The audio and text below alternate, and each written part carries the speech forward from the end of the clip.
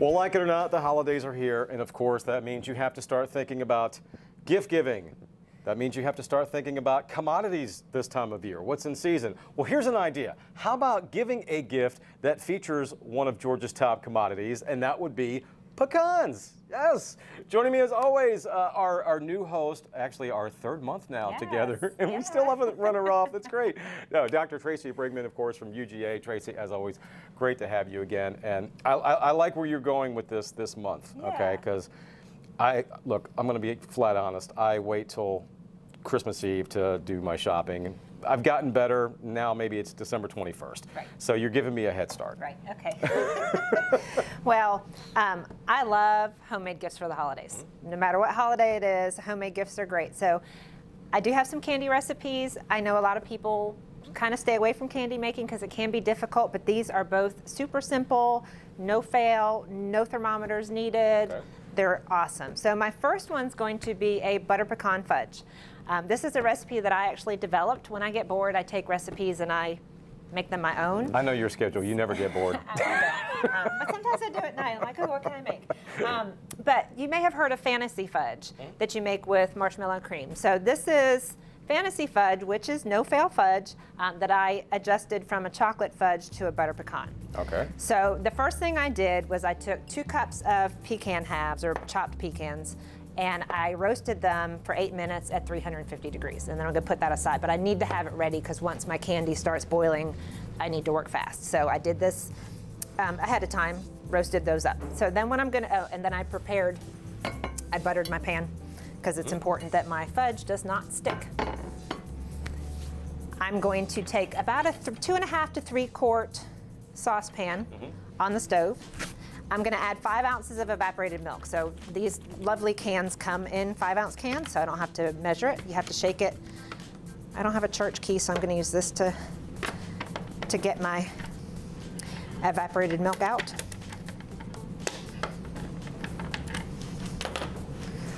While I'm pouring that, if you want to put in, this is 4 tablespoons of butter. I just cut it into chunks. It doesn't have to be cut into tablespoons. I just want it smaller so it melts faster. Where's this going? It's going in here. Everything's going in the pot. Can I use this spoon? Sure. Okay, so just pour everything in there. All right, got that.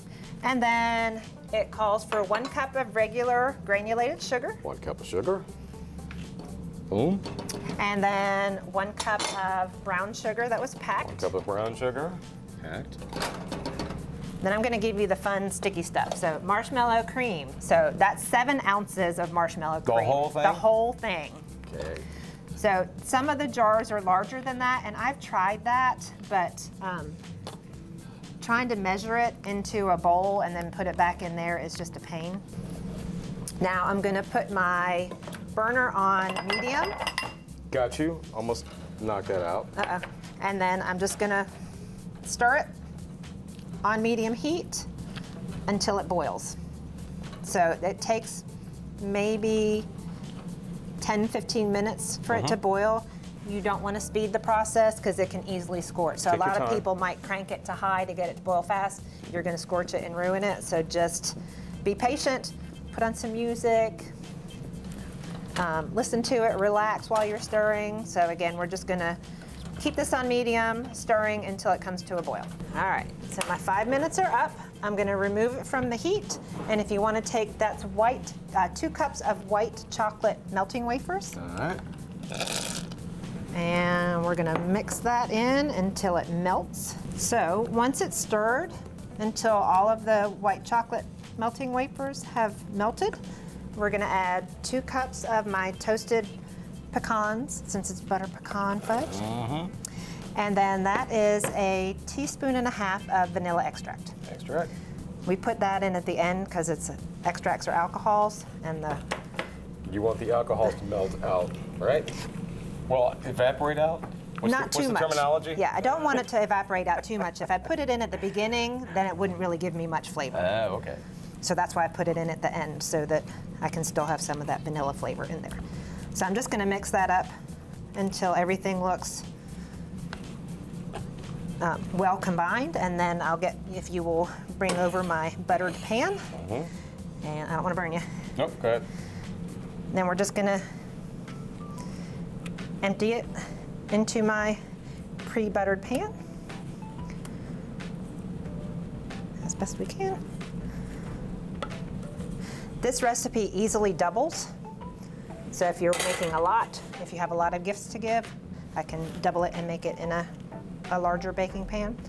So I'm just gonna smooth it out as best I can because it's sticky. And then let it set for a couple hours and you have butter pecan fudge. All right, so for this one, honey, if you're watching, the ring has to come off, okay? There's a reason why I'm taking the ring off. Yes. And so does the watch. Yes. Because I'm about to get mixing. So what do we have? So this is going to be this is my mother-in-law's recipe. So this is Inez's cherry pecan bonbons, and they are a family favorite. Okay. So we start off with 1 quart or 4 cups finely chopped pecans. Not yet, right? Not yet. Soon. And then 1 stick of softened butter. This is 2 pounds of powdered sugar. So they come in 2-pound bags, so it's really nice. You don't have to weigh it out. But, oops, sorry. Don't inhale.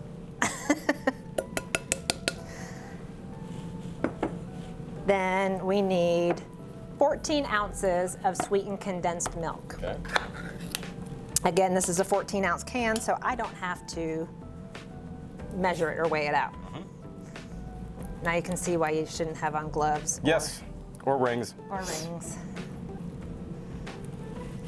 Or anything, because this is going to be a fun, gloopy mess. I had a 10-ounce jar of maraschino cherries. So this is the maraschino cherries that I chopped fine.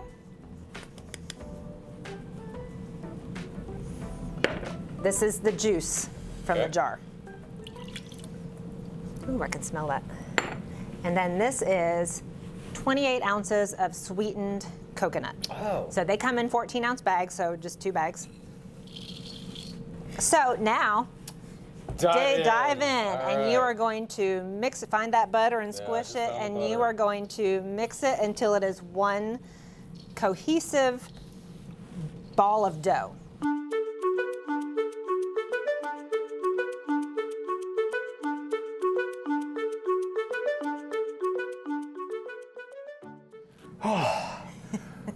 Okay, that was tired. Arms a little sore, you know. That's the fastest I've worked in years, let me tell you. Okay, what's next? All right, so we're gonna put this in the refrigerator because the next step is we wanna roll it into balls and dip it in chocolate, and it's too soft for that right now. So I'm gonna put it in the refrigerator and let it harden up first. Come on, Tracey, high five. High five, there you go. So I call them innards. Our innards have been in the refrigerator, getting a little bit harder because when you noticed when you were mixing it was kind of soft. So I'm gonna take a little pinch of it and roll it into a ball because we want to get it ready for coating in chocolate. This is dark chocolate coating wafers. I melted it in the microwave at half power in 30-second intervals. You can do it on the stovetop on a double boiler, but you have to be careful because if you get water in it, it seizes, so I prefer the microwave. But don't do it at high power because it'll burn. So there are special chocolate dipping tools. These are my special chocolate dipping tools, forks. So I'm just gonna throw an innard in there, tap off the extra chocolate, and oops, it's gonna make a mess on this too. That was so difficult. Wasn't it? And then that's all you have to do. And of course, these are gifts that you can make in the comforts of your own kitchen simply by logging on to farm-monitor.com. Tracey sending in those recipes, and everybody is already loving them. Yes, getting great feedback. See what I did there? Feedback. Okay.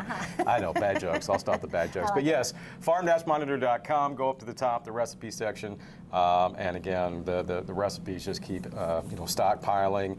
Great gift idea for the family, and these are, by the way, this was a family secret that Tracey is sharing with us. So, absolutely. So thank you, Tracey. Again, thank you for watching, and we will see you next month right here on another edition of Meals from the Field.